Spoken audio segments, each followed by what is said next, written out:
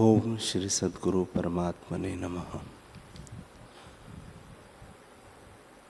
श्री योग वशिष्ठ महारामायण निर्वाण प्रकरण सर्ग 150। श्री वशिष्ठ जी बोले, हे रामचंद्र जी, ज्ञानवान की बुद्धि निर्मल हो जाती है, उसके हृदय में शांति होती है, उसकी बुद्धि चैतन्य से पूर्ण होती है और दूसरा भाव उठ जाता है। इससे तुम भी नित्य अंतर्मुख और वितराग निर्वासनिक होकर रहो और चिन्मात्र निर्मल शांत रूप सर्व ब्रह्म की भावना करो। उस ब्रह्म पद को पाकर नीति के अनुसार अज्ञानी के समान चेष्टा करो।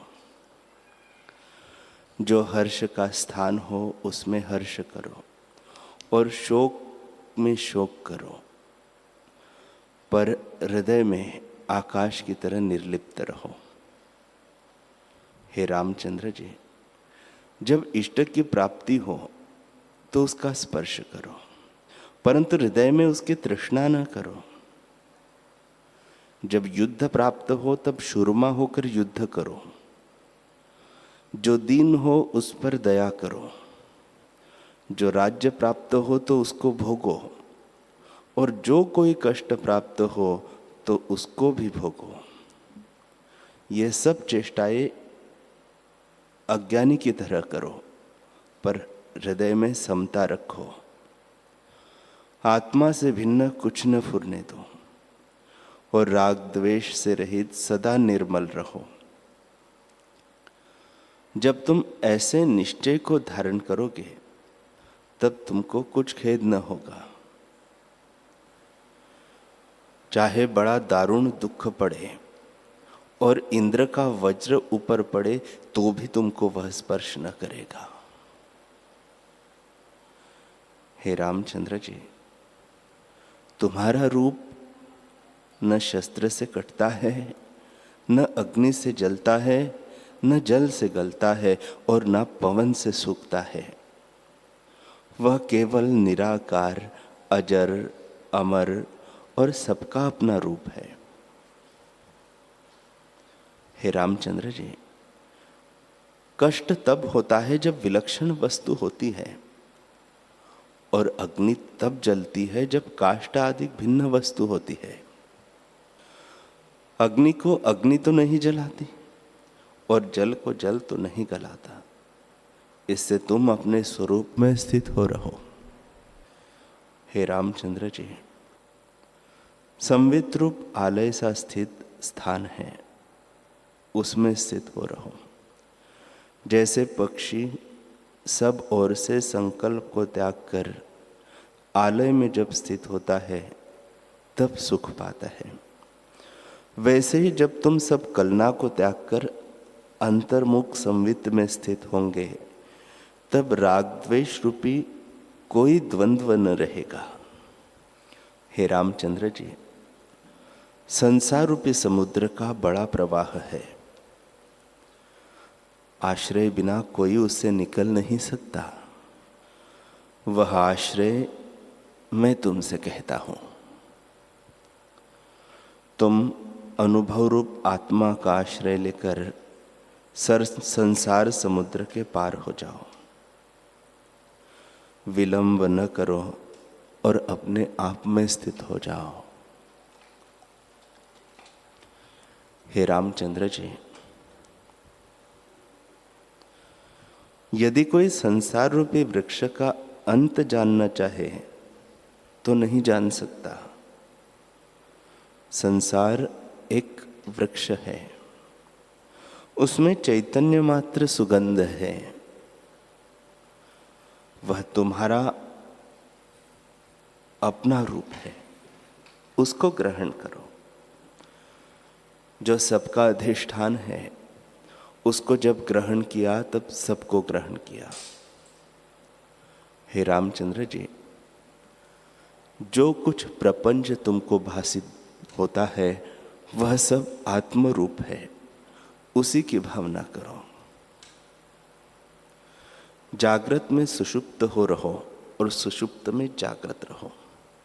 संसार की सत्ता जागृत है, उसकी ओर से सुषुप्त रहो, अर्थात वासना से रहित होकर तुर्य पद में स्थित रहो, जहाँ गुणों का क्षोभ नहीं और निर्मल शांत रूप है, जहाँ एक और दो की कलना नहीं। हे रामचंद्र जी, ऐसे तुम स्थित हो जाओ। राम जी ने पूछा, हे भगवान, जो ऐसे शांत रूप तुर्य पद में स्थित होना तुमने कहा है, तो क्या तुम में यह भाव नहीं उठता कि मैं वशिष्ठ हूं? उसका रूप क्या है जिसमें अहम प्रतीति तुमको नहीं होती? इतना कहे वाल्मीकि जी बोले कि हे भरद्वाज, जब इस प्रकार राम जी ने प्रश्न किया तब वशिष्ठ जी चुप हो गए और सब सभा संशय के समुद्र में मग्न हो गई। तब राम जी बोले, हे भगवान, चुप होना तुम्हारे योग्य नहीं है। तुम साक्षात विश्वगुरु और ब्रह्मवेत्ता हो।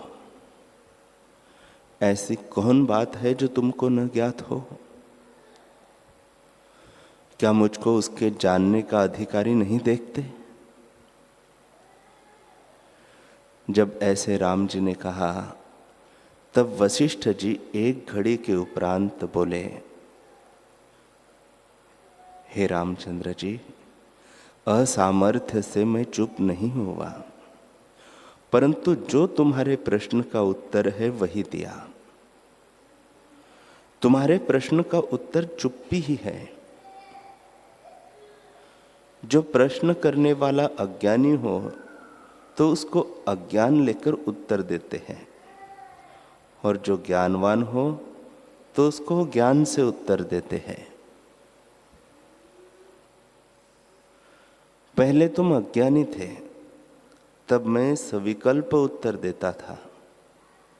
अब तुम ज्ञानवान हुए हो, तुम्हारे प्रश्न का उत्तर मौन ही है।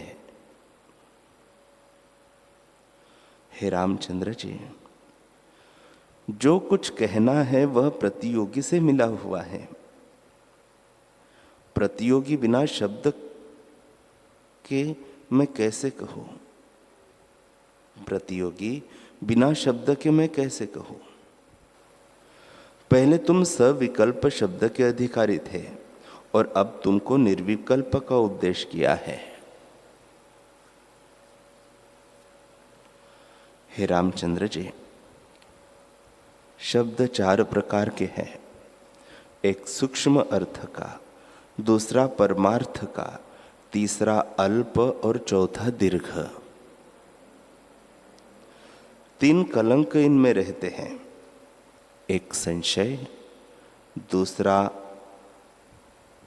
परमार्थ का, एक संशय, दूसरा प्रतियोगी और तीसरा भेद। जैसे सूर्य की किरणों में त्रसरेणु रहते हैं, वैसे ही शब्द में कलंक रहते हैं। पर जो पद मन और वाणी से अतीत है, उसको कलंकित शब्द कैसे ग्रहण करें?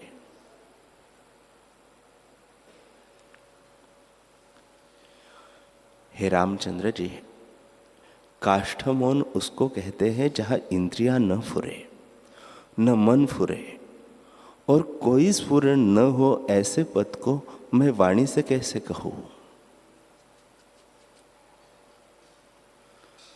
जो कुछ बोला जाता है वह सविकल्प होता है। तुम्हारे इस प्रश्न का उत्तर मौन ही है।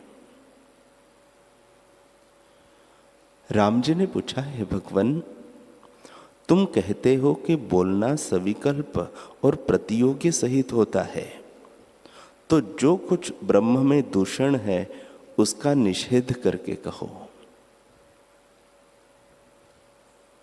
मैं प्रतियोगी को न विचारूंगा।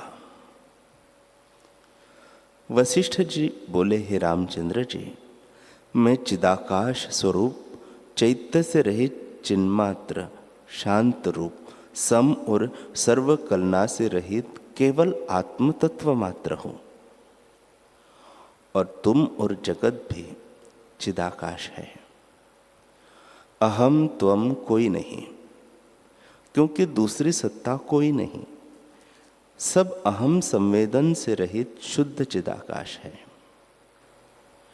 यदि सापेक्षक अहम अहम फुरता है और मोक्ष की भी इच्छा होती है तो सिद्ध नहीं होती, क्योंकि अपने को कुछ मानकर फुरती है। इसलिए एक अहंकार के कई अहंकार हो जाते हैं। यही अहम की फांसी गले में पड़ती है। जब अहंता से रहित हो तब आत्मपद को प्राप्त हो। हे रामचंद्र जी,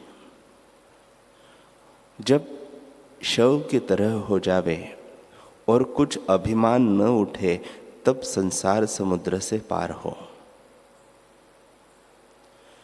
जब तक द्वैत है तब तक बंधन है, कभी मुक्त नहीं हो सकता।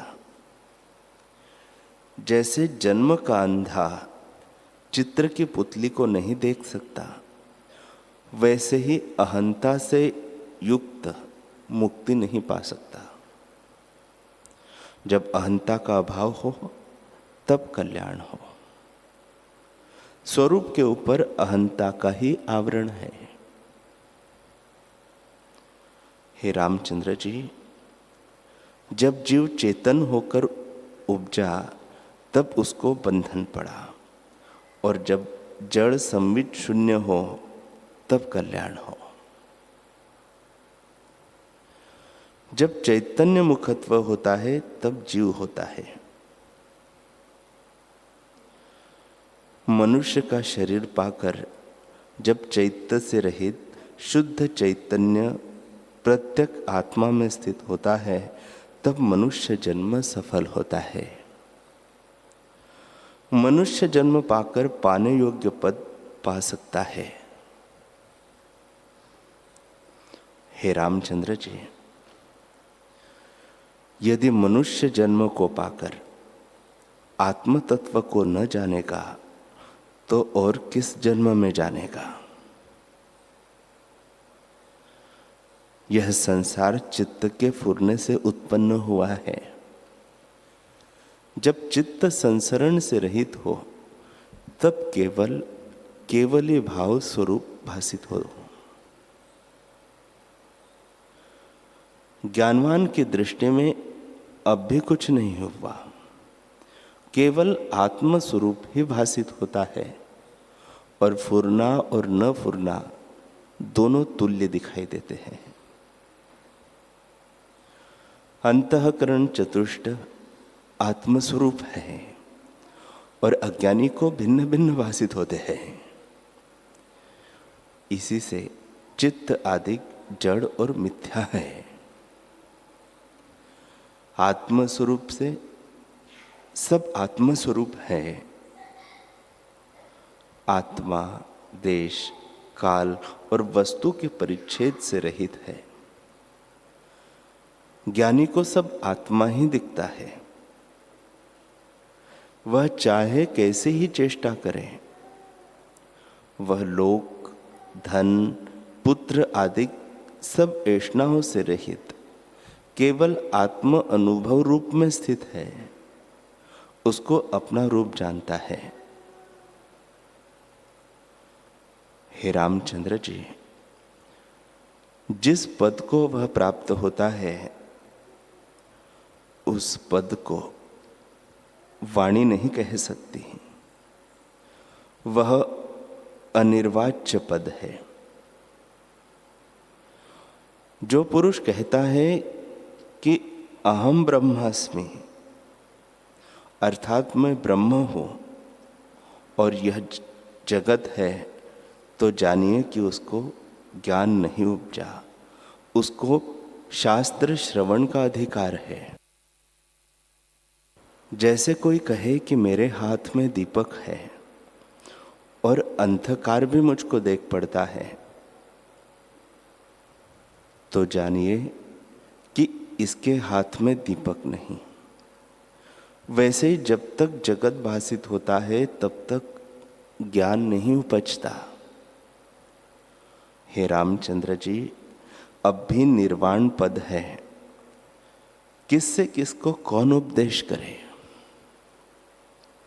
केवल एक रस शून्य है। शून्य और आत्मा में कुछ भेद नहीं, और जो कुछ भेद है उसको ज्ञानवान जानते हैं। वह वाणी की गति नहीं है, उसमें जो संवेदन फुरता है उससे संसार उपजता है और असंवेदन में लीन होता है। जैसे पवन से अग्नि प्रज्वलित होती है और पवन ही में लीन होती है या बुझती है, वैसे जब संवेदन बहिर्मुख जगता है तब संसार भासित होता है, और जब अंतर्मुख होता है तब जगत लीन हो जाता है। इससे संसार स्फुरण मात्र है। जैसे आकाश में नीलापन भ्रम से दिखता है, वैसे ही आत्मा में जगत की रचना नहीं हुई, केवल ब्रह्म सत्ता ज्यों की त्यों है, उसी में स्थित हो। जब उसमें स्थित होंगे तब भेद मिट जाएगा। हे रामचंद्र जी, तब ग्राह्य और ग्राहिक संबंध भी जाता रहेगा और केवल शुद्ध अजर और अमर परमात्म तत्व में खाते पीते चलते फिरते वृत्ति रहेगी। वशिष्ठ जी बोले, हे रामचंद्र जी, जिस प्रकार पुरुष आत्मपद को प्राप्त होता है सो तुम सुनो। जब निरअहंकार होता है तब आत्मपद को प्राप्त होता है। जो सर्वात्मा है उसका आवरण करने वाली अविद्या ही है। जैसे सूर्य मंडल को बादल ढक लेता है, वैसे ही अविद्या आत्मा का आवरण करती है। उस अविद्या से मूर्ख उन्मत्त की तरह चेष्टा करते हैं, और जो अहंता से रहित ज्ञानवान पुरुष है उनको कोई दुख नहीं स्पर्श करता। वह संदेह भी दुख शून्य होता है।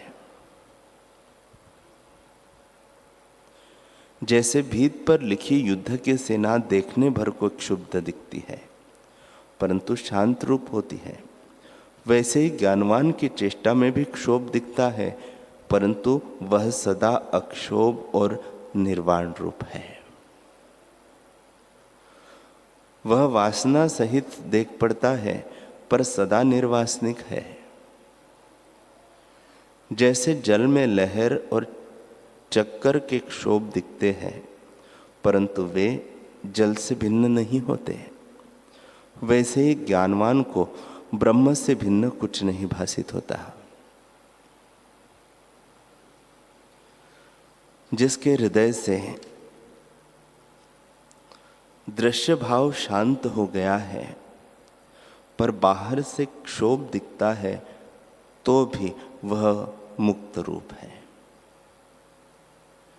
जैसे बादल आकाश में हाथी घोड़ा और पहाड़ के रूप में दिखते हैं परंतु है कुछ नहीं, वैसे ही यह जगत दिखता है परंतु वास्तव में कुछ नहीं है। अहंकार से भासित होता है और अहंकार से रहित होने पर निर्विकार शांत रूप हो जाता है।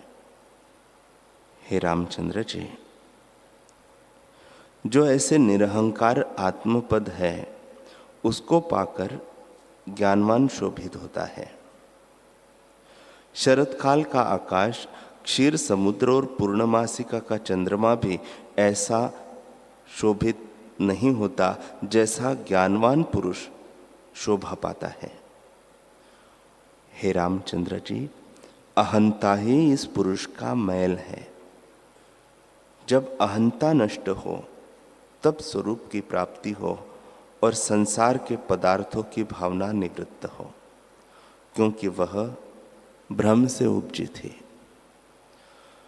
जो वस्तु भ्रम से उपजी है उसका भ्रम का अभाव होने पर अभाव भी हो जाता है। जैसे आकाश में धुएं का बादल नाना प्रकार के आकार में दिखता है पर वे आकार है नहीं, वैसे यह विश्व अस्तित्व के बिना भी भासित होता है और विचार करने से नहीं रहता।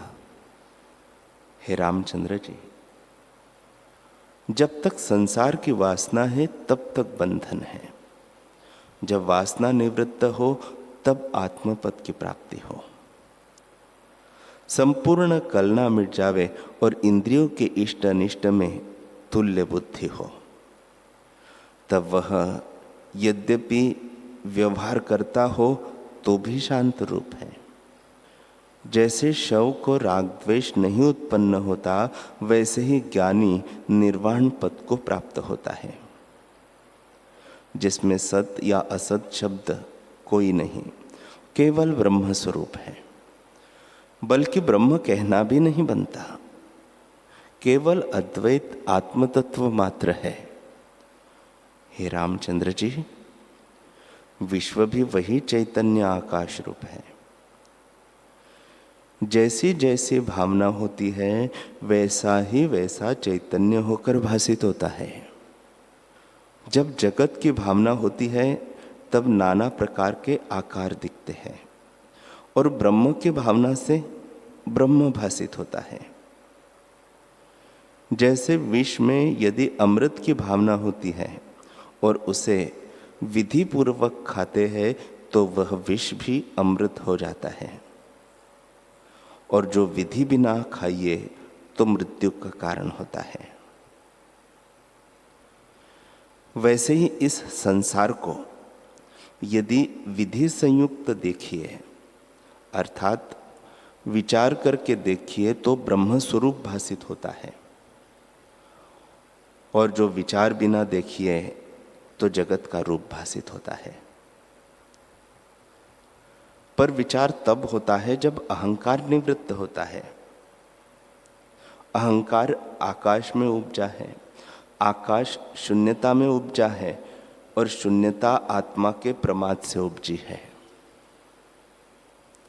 फिर अहंकार से जगत हुआ है और अहंकार मिथ्या है। हे रामचंद्र जी, शरीर से चित्त पर्यंत विचार कर देखिए तो कहीं नहीं देख पड़ते। इसमें जो अहम प्रत्यय है वह भ्रांति मात्र है। जब तुम विचार करके देखोगे तब मरीचिका के जल सदृश वह प्रतीत होगा। हे रामचंद्र जी, जैसे स्वप्न के पर्वत को त्यागने में कुछ यत्न नहीं करना पड़ता, वैसे ही मिथ्या संसार को त्यागने में कुछ यत्न नहीं। फिर इसका निर्वाण क्या कीजिए? जैसे बंध्या के पुत्र की वाणी को विचारिए कि यह सत्य कहता है या असत्य कहता है, तो वह मिथ्या कल्पना है, क्योंकि बंध्या के पुत्र है ही नहीं। तब उसका विचार क्या करिए? वैसे यह प्रपंच है नहीं, तब इसका निर्णय क्या कीजिए? इससे तुम ऐसे हो रहो जैसा मैं कहता हूं, तब तुम्हें आत्मपद की प्राप्ति होगी। हे रामचंद्र जी, ऐसी भावना करो कि न मैं हूं और न जगत है। जब अहंकार ही न रहा तब कलना कहाँ से हो? इसका होना ही अनर्थ है। जब ऐसा विचार उत्पन्न होता है तब भोगों की वासना का क्षय हो जाता है और संतों की संगति होती है। अन्यथा भोग की वासना नष्ट नहीं होती। हे रामचंद्र जी, जब तक अहंता उठती है अर्थात दृश्य और प्रकृति से मिलाप है, तब तक द्वैत भ्रम नहीं मिटता और जब अहंकार का उत्थान मिट जाएगा तब शुद्ध चिन्मात्र आत्मसत्ता ही रहेगी।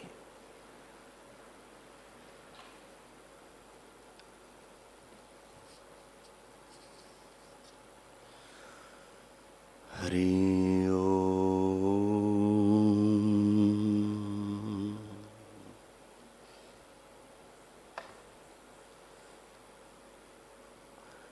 हरि